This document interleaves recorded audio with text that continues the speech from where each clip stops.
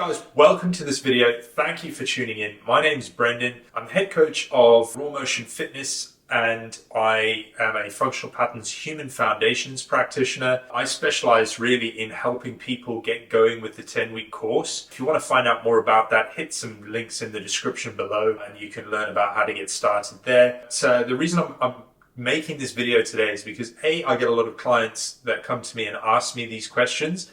So this is a resource for them.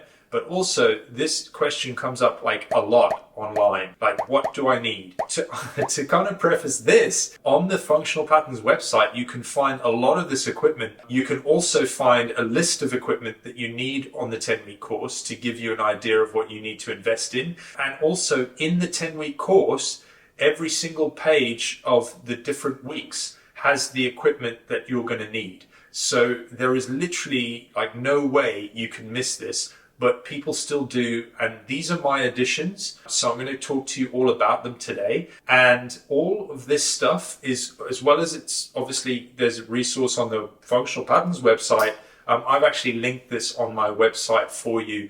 So if you click the link below, it'll have a whole bunch of links there. Hopefully I've got the links right. So if you do buy something from those links, it helps out the channel, helps support this channel, and I really appreciate it. But essentially for week one, you're going to just need a hard medicine ball and a softer medicine ball. In week two, you're going to need to have a tennis ball and a lacrosse ball. So this is a trigger point therapy one that I got, which is actually a little softer than some of the rubber ones that you can find online. That's really cool. And then I actually bought a trigger point one, which is slightly bigger, which helps with some of the sights as well. Now you can just make do with a lacrosse ball, and a tennis ball is helpful if you are struggling with some areas of your abdominals, things like that. On to week three, I don't have a massage cane at the moment, but I'll insert a picture of a massage cane here. One of my clients is borrowing it at the moment. So you're going to need one of those. You're also going to need the lacrosse ball again, and you're going to need a mace. I don't have a mace. I've got a dowel instead, which actually is not a dowel. I just chopped the head off the broom that I had at home. You can pick up a stick like that at a hardware shop for nothing at all. On to week four, you're actually going to need a mirror or a device of some sort. So whether you've got a camera, whether you've got a phone, whether you've got an iPad, whether you've got a laptop you can set up, you just need something that you can stand and look at yourself in. The key to week four is really kind of understanding imbalances, asymmetries in your body. So I've got this mirror from IKEA, which I think was £100.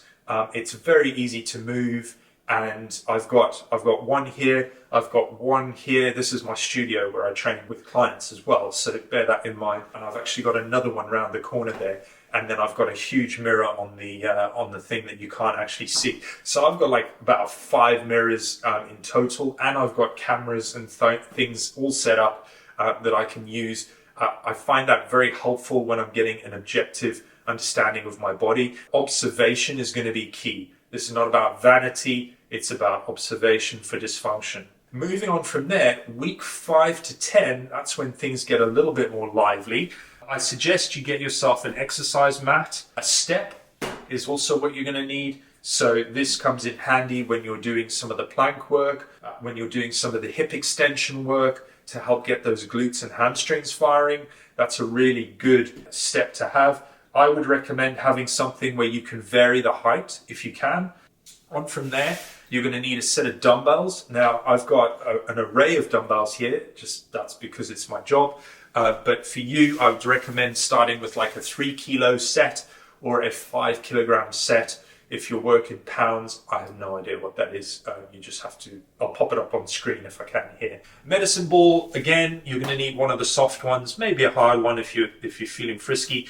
A PVC pipe is what you'll also need. This is a really good tool for the thoracic extension element of the course, where that's helped me a hell of a lot over the years, and I thought that was quite good. You'll need a wall, funnily enough, quite a tricky one. That's an anterior pelvic tilt exercise. So I'll put a bit of footage up on screen there of me doing it when I couldn't nail it, I couldn't figure it out. That point in the course was when I realized I needed help from a practitioner, by the way.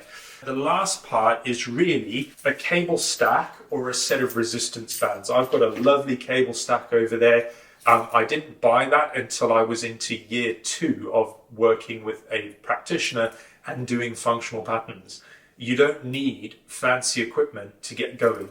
You just need to be able to solve problems. Now, with resistance bands, guys, this is where you need to get a bit inventive and creative. If you buy the kit that I've linked down below, this has an attachment that can actually slide into a door frame. So when you shut the door, you've got something to pull against. I use that with clients who have windows, but they don't have doors that we can use.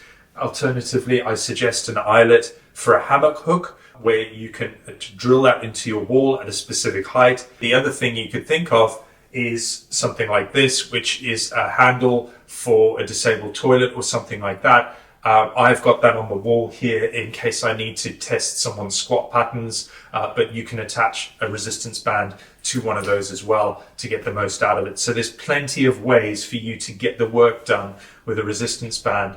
The one thing I will mention, and this comes up a lot as well, how much space do you need? Well, you need enough space to be able to pull on a resistance band. So probably a room about 6 foot long would be ideal, but you can do most of the course from just lying on an exercise mat and working in a standing posture. So if that's all you've got and you can get outside into a park to do some work with a cable stack or a resistance band, that's an amazing option for you as well. There's plenty of ways to get going with FP.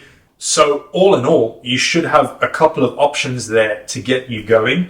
The last thing that I'm going to add to this is actually a scale, a Bluetooth scale, where you can check in on your weight and your body fat percentage, and you can understand a little bit more about your physiology. The reason I've included that is because I think it's really important to understand where you are at physically from all aspects, not just on what you look like in the mirror, but also what the stats are saying on there. But if you understand what your basic weight is and your basal metabolic rate calculated off the back of that, you'll have a better time at controlling how much food you're eating. This is really important when it comes to dialing in on your biomechanics. I can't stress this enough. If you're fat or you're overweight and you are trying to get into the 10-week course, please understand that your body fat will hold you back. It will hold you back mechanically. I can talk about this from my own perspective with body fat and weight. It will not only hold you back on making connections with your muscles, but it will force you into making compensations in the exercises that you're doing, and your life will become a lot harder. And because in the 10-week course, it's highly recommended that you take away a lot of your training and exercise that you've been doing, and you just focus on the 10-week course itself, that can mess with your head. So for me, for example, I used exercise as a tool to help me control my calorie intake. If I knew I was training, I knew I was burning calories, and therefore I wasn't going to stress so much about my food and fixate on what to eat and what not to eat. So exercise has always been a very big control measure I've put in place. And the problem with that is it becomes a bit addictive, is that, oh, I need to burn this many calories today because I had a bad